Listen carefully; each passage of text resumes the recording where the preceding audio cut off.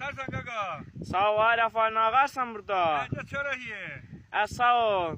Sən o boyda qoyunun, malın, ferman var, nə ağarsan burada? Çox adam gedir Nabrana, göy yola, mingə çevirə, bərdiyə çinər. Yevşmə budur, həyat budur. Bax qaqa, bundan hər oğlan tapır, görürsən?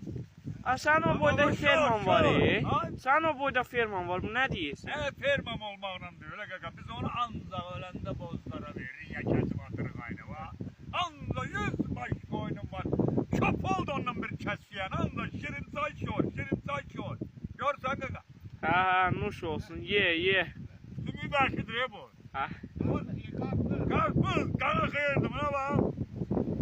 O qızın birini niyə kəsiyirmişsən? Hansı quzunu? Onun adı Cem, Niyə? Biz onu kəsmirik, qaqa, ancaq yaxşısın qəsnəvə veririk. Öləndə də bozlara veririk. Bizim cancamı deyib budur, bax. Görsən?